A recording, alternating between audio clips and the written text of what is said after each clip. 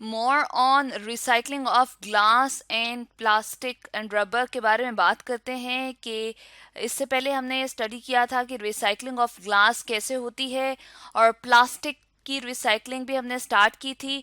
तो अब मज़ीद हम इसके प्रोसेस के बारे में देखेंगे। और इससे पहले हमने डिस्कस कर लिया था कि रिसाइकलिंग ऑफ प्लास्टिक जब हम करते हैं तो दो तरह से इसकी जो है वो मटेरियल प्रोडक्ट जो है वो तैयार हो जाती है। एक हायर क्वालिटी की जिसको अपसाइकल्ड कहा जाता है, और एक लोअर क्वालिटी की या लेसर क्वालिटी की, या जिसकी क्वालिटी गिर जाती है या मायार गिर जाता है, उसको डाउन साइक्लिंग कहा जाता है। तो अब हम क्या करेंगे, इसके बारे में इसका प्रोसेस जो है वो कंप्लीटली देख लेंगे कि किस तरह से प्लास्टिक की जो है वो हम रिसाइकलिंग करते हैं। तो सबसे फर्स्ट पे हम देख रहे हैं कि वेस्ट को जो है वो कलेक्ट किया जाता है। जितने भी प्लास्टिक की बॉटल्स हैं उनको कलेक्ट कर लिया जाता है। तो फर्स्ट स्टेप क्या है कि तमाम जो प्लास्टिक का जो वेस्ट था वो हमने इकट्ठा कर लिया, कलेक्ट कर लिया, और सेकंड प्रोसेस में हम उसको ट्रांसपोर्ट कर देते हैं किसकी तरफ, रिसाइकलिंग सेंटर की तरफ। उसके बाद थर्ड प्रोसेस हम देख रहे हैं, थर्ड स्टेप हम देख रहे हैं कि मिल के अंदर क्या किया जाता है। ये कोशिश की जाती है कि उनको सॉर्ट आउट कर लिया जाए या डिफरेंट मटेरियल्स के जो प्लास्टिक हैं उनको अलहदा अलहदा कर लिया जाए। और फोर्थ स्टेप पे हम देख रहे हैं उनकी बंडलिंग की जाती है। तो एक तरह के जो प्लास्टिक थी उनको इकट्ठा कर लिया जाता है, और इस स्टेप तक जितनी भी इम्प्योरिटीज होती हैं उनको हटा लिया जाता है या फिर प्लास्टिक को क्लीन भी कर लिया जाता है। यहाँ पर फिफ्थ स्टेप हम देख रहे हैं कि श्रेडिंग का है। फिफ्थ स्टेप में क्या हो रही है, इनको बारीक बारीक या छोटे छोटे बिट्स में कन्वर्ट किया जा रहा है। इनके छोटे छोटे टुकड़े किए जा रहे हैं। एक तरह से हम कह सकते हैं इनकी चॉपिंग की जा रही है, और उसके बाद मजीद इसकी क्लीनिंग कर ली जाती है। चॉपिंग करने के बाद इनके छोटे छोटे पीसेस को जो है वो वॉश कर लिया जाता है। तो सिक्स स्टेप में हम क्या कर रहे हैं, इसको क्लीन कर रहे हैं। जो कि प्लास्टिक हमारे पास छोटे छोटे हिस्सों में कन्वर्ट हो गया था उसको हम क्लीन कर रहे हैं।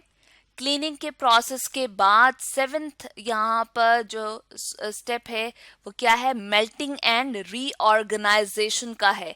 मेल्टिंग यहाँ पर एक चैम्बर से दिखाया गया है जिसमें क्या किया जा रहा है कि जो सॉलिड इसके पीसेस थे उसको कन्वर्ट कर लिया जाता है किसके अंदर, लिक्विड फॉर्म के अंदर। जैसे कि पहले भी बताया था कि जो खास टेम्परेचर है वो प्रोवाइड किया जाता है, और कोई भी सॉलिड चीज जो है वो लिक्विड फॉर्म में कन्वर्ट हो जाती है खास दर्जा हरारत पे, तो उसको मेल्टिंग कहा जाता है।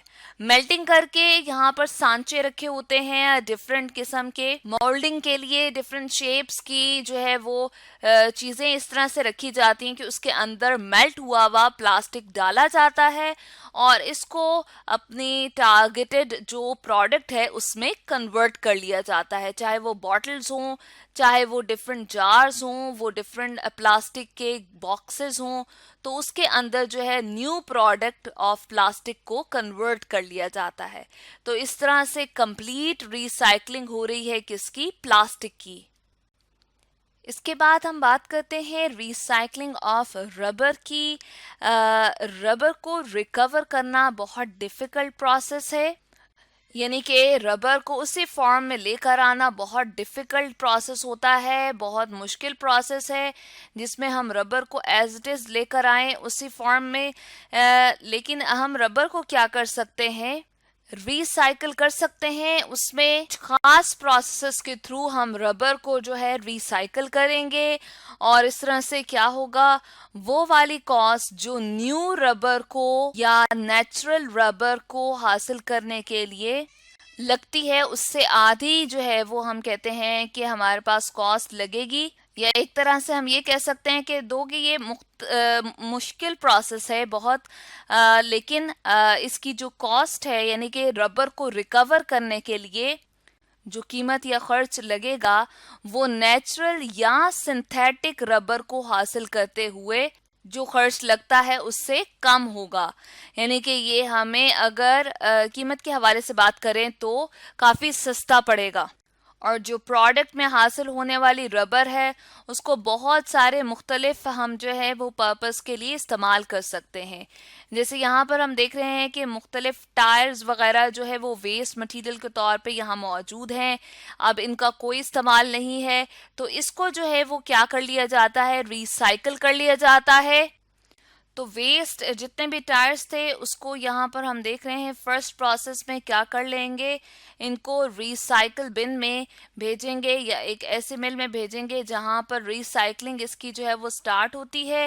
उसके बाद यहाँ पर इसको रीग्राइंड किया जाता है, इसको छोटे छोटे यहाँ पर इनिशियल ग्राइंडिंग जो है वो स्टार्ट हो जाती है, यानी कि इसको टुकड़ों में तब्दील कर लिया जाता है। और थर्ड स्टेप में हम देख रहे हैं कि यहाँ पर मजीद इसकी जो है वो रीग्राइंडिंग की जाती है, छोटे छोटे हिस्सों में कन्वर्ट किया जाएगा और उसके बाद फर्दर फिर ग्राइंड करेंगे ताकि ये पाउडर में कन्वर्ट हो। तो रिसाइकल्ड यहाँ पर रबर पाउडर जो है फिफ्थ स्टेप में प्रिपेयर हो गया है और इस पाउडर को क्या करेंगे, इसको पैक कर लिया जाता है, पैकेजिंग की जाती है इसकी और फिर इसको बेच भी दिया जाता है ताकि मुख्तलिफ जो फैक्ट्रीज हैं वो अपने अकॉर्डिंग इस रिसाइकल्ड रबर पाउडर को इस्तेमाल करें और डिफरेंट रीन्यूएबल प्रोडक्ट्स जो उन्होंने बनानी है उनका जो है वो कन्वर्ट कर सकें उनको उस मटेरियल में। जिस तरह यहाँ पर रबर के जो है वो शीट्स नज़र आ रही हैं या डिफरेंट बॉक्सेस वगैरह जो है वो बन जाएंगे या डिफरेंट टायर्स वगैरह जो है वो प्रिपेयर किए जा सकते हैं। तो इन 7 स्टेप्स में हमने क्या की है, रबर की रिसाइकलिंग की है। रबर की रिसाइकलिंग से एक बेहतरीन तरीका जो है वो मिल जाता है अनवांटेड रबर को डिस्पोज ऑफ करने का, यानी कि बजाय इसके कि इन्वायरमेंट में इधर उधर फेंक दें और फिर आलूदगी उससे फैले, उससे बेहतर है कि रबर को क्या कर लिया जाए, रिसाइकल कर लिया जाए। इसके अलावा कंजर्व कर लेंगे हम रॉ मटेरियल्स को जो रबर के फ्रेश और न्यू रबर प्रोडक्ट्स को बनाने के लिए रिक्वायर थी। इसके अलावा पेट्रोलियम प्रोडक्ट्स को हम बचा सकेंगे जो कि सिंथेटिक रबर को बनाने के लिए इस्तेमाल होने जा रही थी, यानी कि कंबस्टन का प्रोसेस जो है वो डिफरेंट रिक्वायर्ड होता है डिफरेंट इंडस्ट्रीज के अंदर और फिर जाके सिंथेटिक रबर जो है वो उसकी प्रोडक्ट्स बनती हैं। लिहाजा ये 3 फवायद हैं जिसकी बिना पे हम क्या कर रहे हैं, रबर की रिसाइकलिंग कर रहे हैं। तो आज हमने स्टडी किया है more on recycling of glass, plastic and rubber के बारे में।